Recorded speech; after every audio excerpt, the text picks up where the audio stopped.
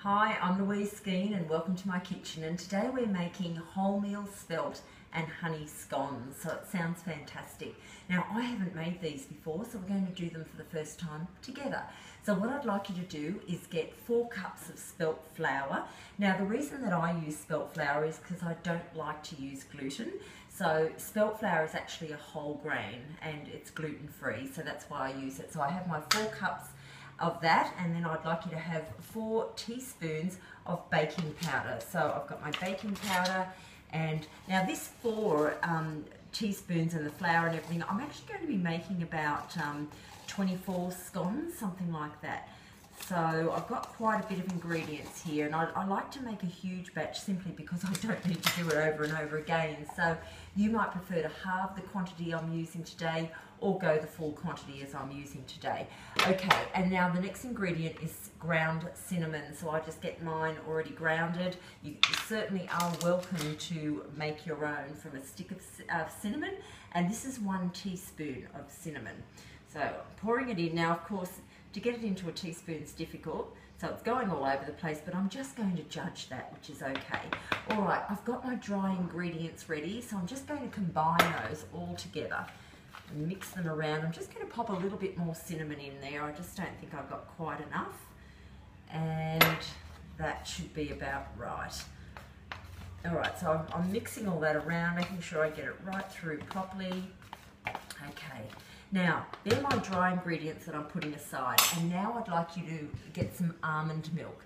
So not your standard milk, but almond milk is best for this recipe because we are using whole grains and using a healthy recipe. So I've got my 2 cups of my almond milk there, and then I've got 2 tablespoons of raw honey. Now I'm very fortunate that one of my beautiful clients goes up and gets me some natural honey from a farm. So again, 2 tablespoons of the raw honey. So I'm just going to go 1 and let that drop in, and now I'm going the 2.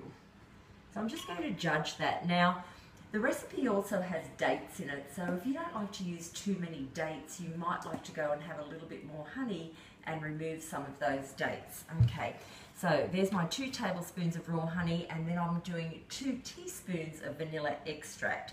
So again, I've got my teaspoon, very quickly, vanilla extract.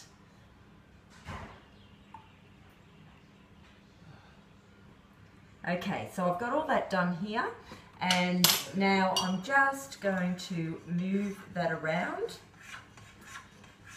and combine all those ingredients together. Now, with the dates that I mentioned to you, what you need there is 240 grams of dates, and have them seedless dates, of course, and we need them chopped up. So you might like to have those ready to go like I have done. Now, as I said, if you don't want to use so many dates, just put a little bit of honey in there and that'll be fine for you. So what we're going to do is put the flour into a bowl. So I've got my dry ingredients and I'm popping them into a bowl. Okay. Now I'm going to also, with your butter now as your next ingredient, is that you're going to need to get 200 grams of butter and chop them up. So I've chopped all that up and it's ready to go, and you can actually just see that I've blocked them up, and I'm actually going to put that into my dry ingredients there. Alright, the whole 200 grams, which sounds like a lot, but remember I'm making twice the quantity here, so I'm going to get about 24 scones out. And that's because it'll do my family for a week or 2, or I can freeze them or something like that. So the butter's in my dry ingredients now. I have my milk mixture ready to go, and then I've also got my dates ready to go. And the only other thing I haven't mentioned to you is that you need rolled oats. So 2 cups of rolled oats is what I've used for this particular recipe. So what I'm going to do is I'm actually going to now get my rolled oats, and I'm going to pop them into the main dry ingredients here, only half of them at this stage. So about 1 cup in at the moment.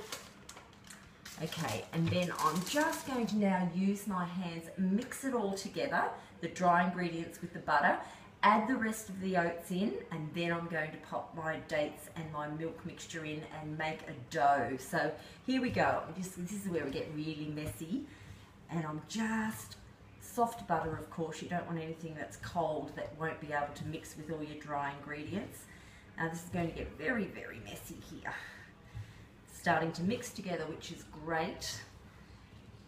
And all right, the oats I can feel that are mixing in. Beautiful. Now I'm going to start with half of the quantity of my milk mixture. Look at my white hands.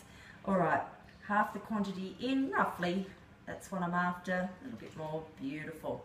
That's in. The rest of my oats are going in.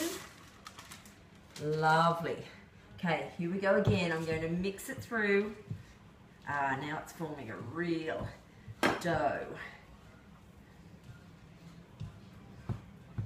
Fantastic. All right. As you can see, I'm really forming a dough there. So the next thing I'm going to do, because I'm going to have to wash my hands to do this and I won't stop the video, is get your dates, which I'll do now. Pop it into your mixture. Okay. The remainder of the milk goes in. Okay. And now I have got all my ingredients in here. As I said, going to form a dough with this, roll it out, cut them into circles and place them on a baking tray. Now with your baking tray, just make sure that you've lined your tray, and also I use coconut oil spray just to spray the top of that as well. I'm going to put my rounds on the baking tray and I'm going to bake it in a preheated oven, and I've got a fan forced oven, so it's 160 degrees. If you've got a standard oven, it'll be 180 degrees. So your choice on which one you're going to use there. You only bake for 30 minutes and then you'll have yourself the most beautiful wholemeal spelt and honey scones. So enjoy that and I'll see you next time. Bye for now.